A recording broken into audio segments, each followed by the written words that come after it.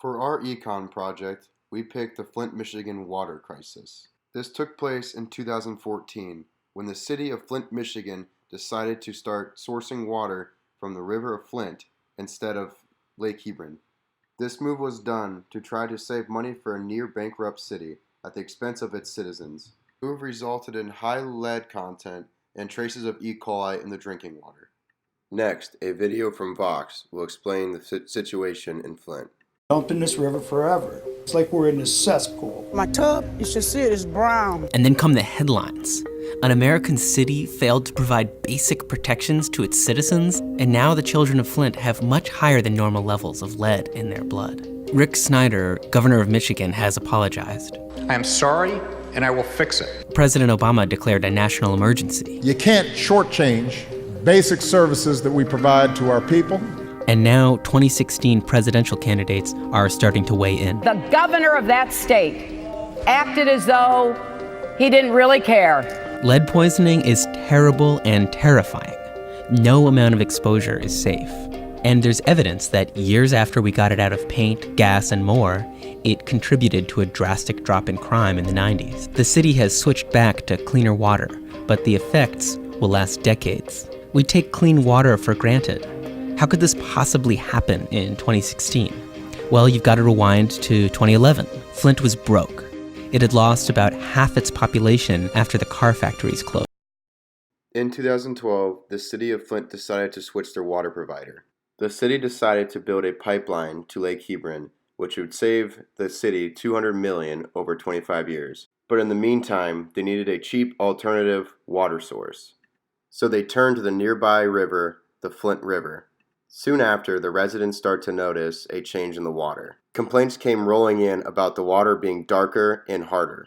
Tests run by the University of Virginia found that many children had very high lead content in their blood. This became a very big problem. The city had to weigh its options. How important was the health of its citizens? And did it outweigh the savings that they saved from using the Flint River? The graph shown is the lead levels in Flint water. 15 ppb is the line set at where the government has to step in, and the goal is to be as close as 0 ppb as possible. Levels in Flint were not only too high, but also broke the 15 ppb mark, which makes it a national emergency. This new water source was so bad it started corroding metal. As you see in the picture, the bottom nail is way more corroded, which caused high levels of lead in the water. This water soon became a problem for the biggest business in town. Most importantly, GM took notice. General Motors was responsible for a majority of employment of the townspeople and the revenue. They started to notice a high count of chlorine in the water, which was a direct response from the city to try to kill the E. coli and high lead content. This became a huge problem for GM because the high chlorine content started to erode the engines and motors that they made. General Motors had no other choice but to source their own water from Lake Hebron, which cost them a lot more money than just using the water that they were provided from the city. As General Motors started to hurt, so did its employees and the buyers and sellers. Let's switch gears and look at it from the stance of Econ. Back in 2012, Flint had two options. One, to stay with their current water provider, or two, switch to a new company that would save them millions, but first would have to find an intern source of water. The city of Flint obviously went with the second decision. This would save them millions in the end. So in this scenario, Flint's opportunity cost was the old company. And if they would have decided to stay with the old company, the opportunity cost would have been the new pipeline and the millions that they would have saved. Next, let's talk about the negative externalities. A negative externality is a cost that is suffered by a third party as a result of an economic transaction. In this case, the economic transaction would be Flint switching water providers. The first and most obvious negative externality would be the water quality. The water became much darker and became unsafe to drink. In this case, the third party that was affected was the people of Flint. This caused many problems with people's health in the town.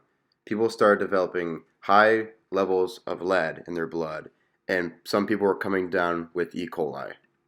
Another negative externality is the increased lead in the blood of children tends to cause children to be bad in education and become more violent. This eventually increases the crime rate in Flint, driving down the economy even more. This also drives up the social cost. Social cost to the people.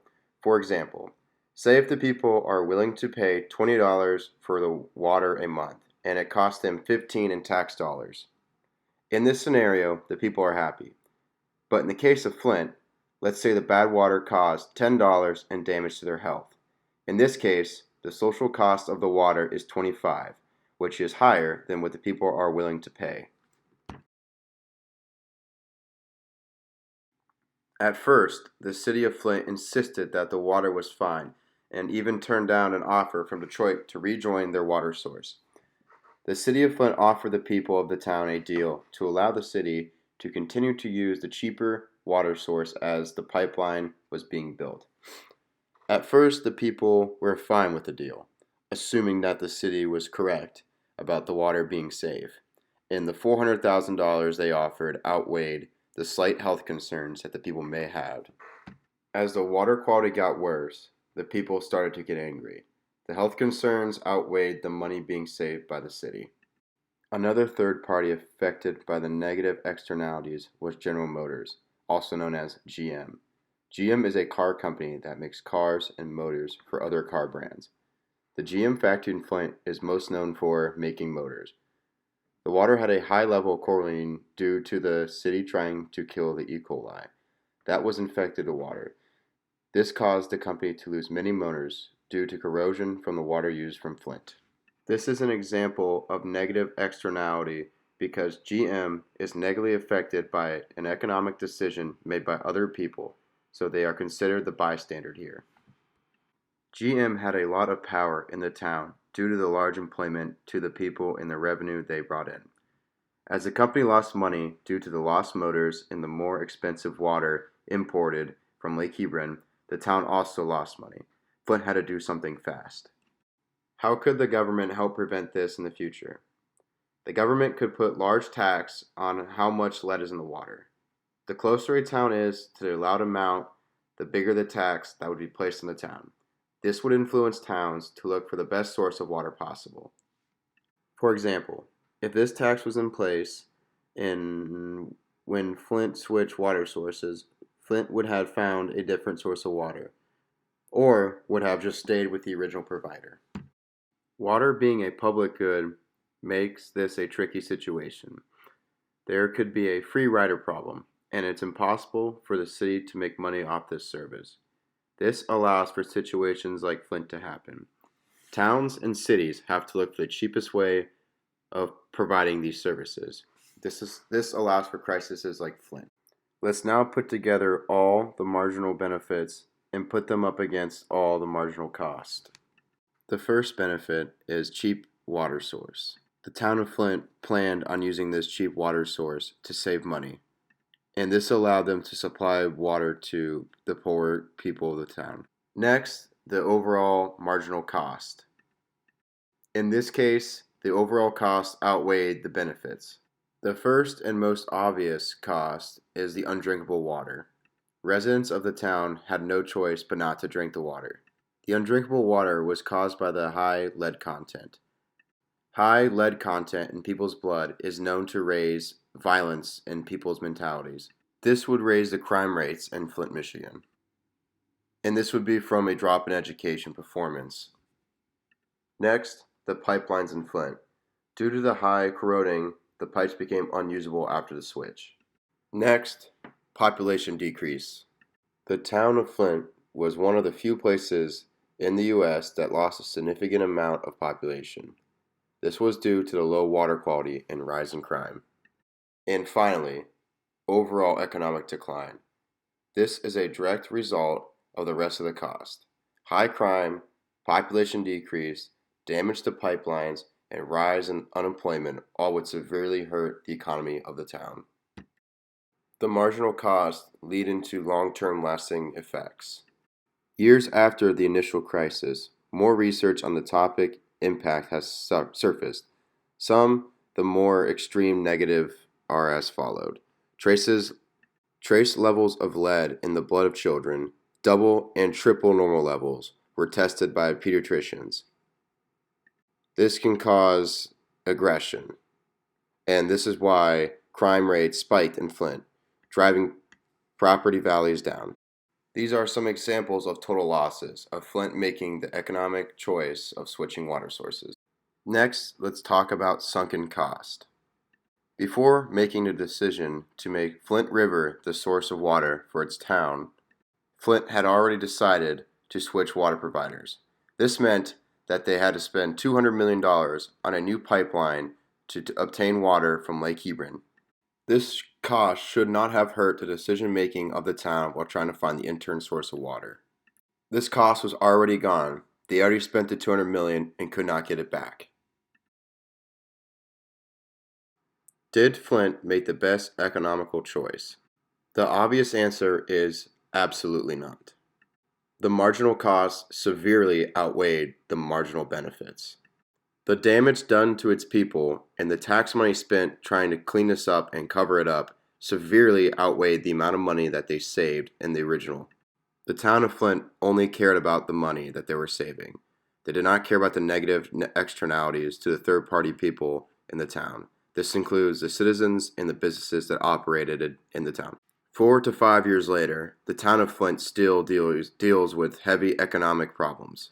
The city had to fire 3 major employees and had to spend tons of tax money to try to cover up and fix the problem. This caused the town to have serious amounts of debt. So in the end, the decision to try to save money actually ended up costing them millions more. Now, our thoughts. Our final thoughts. Obviously, what happened at Flint is unacceptable and should never happen to us in the United States of America. There's no question the town of Flint should have tested the water in the river to see if it was safe. If they would have done that, all this could have been prevented. The marginal cost and the marginal benefits seemed to match up from the beginning. Flint decided that it would be worth using the lesser source of water as an intern to save money in the beginning, which from the economical standpoint makes sense, but they should have tested the water first and should have found a better source of water. In hindsight, obviously, the marginal costs severely outweigh the marginal benefits. Many citizens have been harmed by the high lead content, and many businesses, mostly General Motors, who employs a majority of the town, obviously Michigan being a high car producing state, GMs got hurt severely, losing money from the chlorine damaging the motors. People are wondering how a problem just such as bad water quality could be related to economics. The main thing is obviously money. The bad water quality cost not only the town tons of money, but the citizens who had to find alternate means of getting drinking water. And most importantly, the biggest employer of the town, General Motors, they felt it hard, and when they felt it, so did the people. GM at one point threatened to leave the town because of what was going on with the corrosion of their engines, and it was costing them money, and they had to weigh their options whether it was worth bringing in bringing in water from Lake Hebron themselves, which cost them lots of money, or to find some way to fix the water source there and see if they could help out with it. Flint, once they found out the water was bad, they still tried to cover it up. When that happened, they definitely should just ignored, because they kept thinking about that $200 million pipeline that they had to build, which, yeah, indeed there's a lot of money for a small town like that to afford. But that's a sunken cost. When they were making the decision on what intern water source they could have used, they probably found one that was more expensive but obviously it was cleaner. But they were probably thinking about that $200 million pipeline. Obviously, that's a sunken cost, and with sunken costs, you have to ignore those to make this, the correct decisions, because they're not getting that $200 million pipeline back because they already paid for it and we're already in the process of building it.